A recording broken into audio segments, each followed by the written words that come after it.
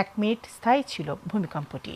Richter স্কেলে 5.5 মাত্রার এই ভূমিকম্পের উৎপত্তিস্থল ছিল ত্রিপুরার আগরতলার কাছে। আবহাওয়া অধিদপ্তর জানায়, ঢাকা থেকে 159 কিলোমিটার দূরত্বে সৃষ্ট এই ভূমিকম্পে তাৎক্ষণিক কোনো ক্ষয়ক্ষতির খবর পাওয়া যায়নি।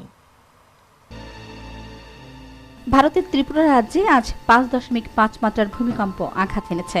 ভূমিকম্পটির উৎপত্তিস্থল ছিল মাটির 36 কিলোমিটার গভীরে।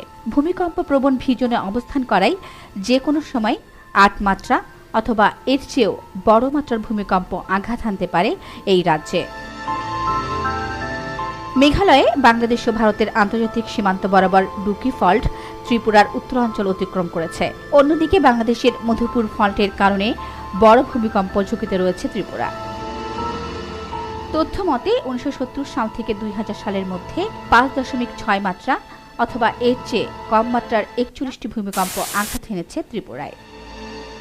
1897 সালে 8.7 মাত্রার একটি ভূমিকম্প আঘাত এনেছিল এই রাজ্যে। এতে ত্রিপুরার রাজপ্রাসাদ সম্পূর্ণ ধ্বংস হয়ে যাওয়া সহ ব্যাপক ক্ষয়ক্ষতি হয়। এরও আগে 7 অথবা এর চেয়েও বড় মাত্রার বেশ কয়েকটি শক্তিশালী ভূমিকম্প আঘাত এনেছে এই রাজ্যে। সাম্প্রতিক এক জরিপে দেখা গেছে 6.5 মাত্রা অথবা এর চেয়ে বড় মাত্রার ভূমিকম্প হলে ব্যাপক প্রাণহানি ঘটবে ত্রিপুরার রাজধানী আগরতলায়। মার্জিয়া মান্নান, মাই টিভি। জনপ্রিয় ইউটিউবার ও মাই টিভির পরিচালক তাহিদ আফ্রিদির 19তম জন্মদিন উপলক্ষে দোয়া ও মিলাদ মাহফিলের আয়োজন করা হয়।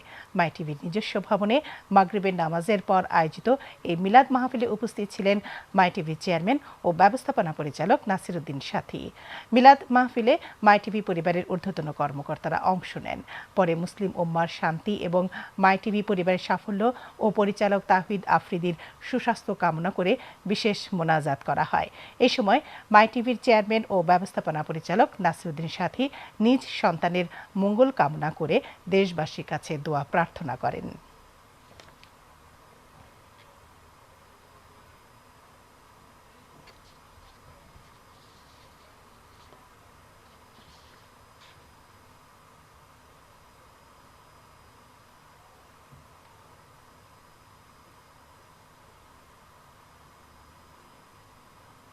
আমাদের মাই টিভি পরিবারে যারা আছেন তথা দেশবাসী তথা মাই টিভির দর্শক এবং বাংলাদেশের যত লোকজন আছেন বাংলা ভাষাভাষী এবং দুনিয়ার সকল মানুষের কাছে তার জন্য দোয়া করবেন।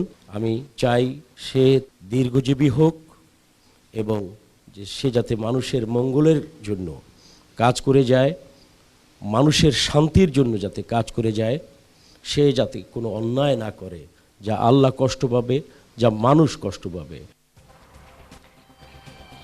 দর্শক, মাই টিভির সংবাদে এবার একটি বিরতি নিচ্ছি। এরপর থাকছে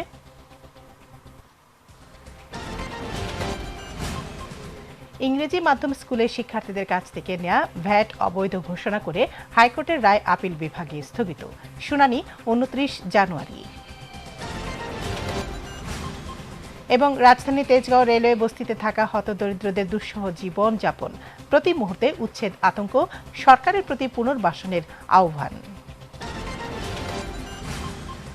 প্রথম স্কুলের শিক্ষার্থীদের কাছ থেকে নেওয়া ভ্যাট অবৈধ ঘোষণা করে হাইকোর্টের দেওয়া রায় স্থগিত করেছেন আপিল বিভাগ।